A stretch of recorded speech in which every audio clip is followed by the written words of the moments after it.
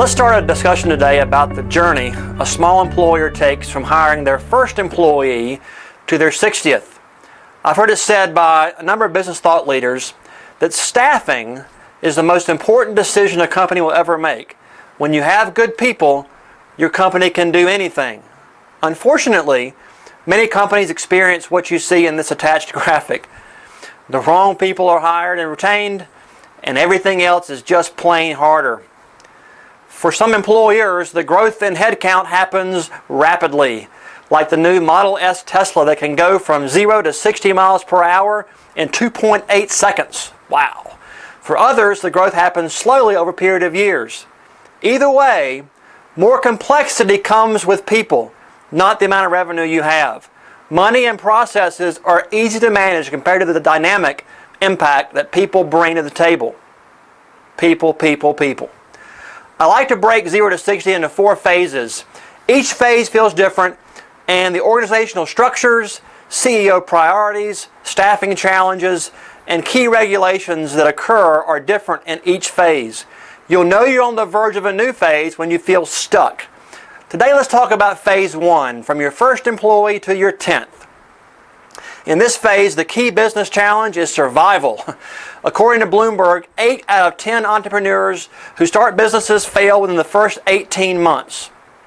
During this stage, the organization is very CEO-centric. The owner is used to taking care of it all, from sales, operations, hiring, firing, finance, and managing the people.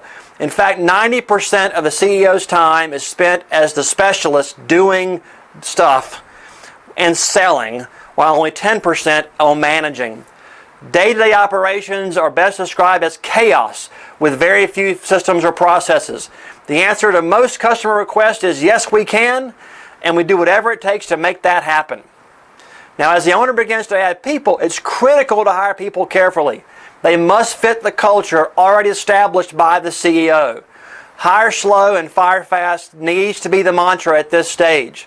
Unfortunately, what we tend to see is that since the CEO is so busy working in the business, they don't have time or the skill to thoughtfully source and screen the right people. And turnover at this size can be devastating, as the effects are felt to the core.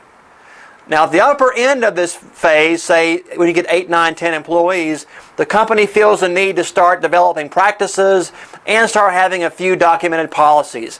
We also normally see the first employee manual created as we approach 10 employees.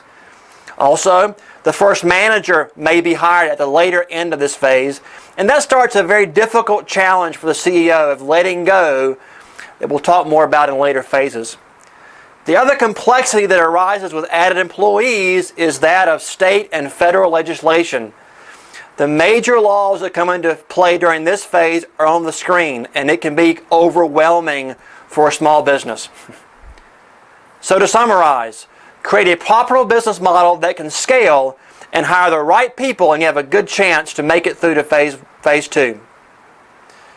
Tune in next time as we talk more about going from 10 employees to 19 employees. And as always, if we can help you think through this growth, give us a call. We're here 24/7. Thanks.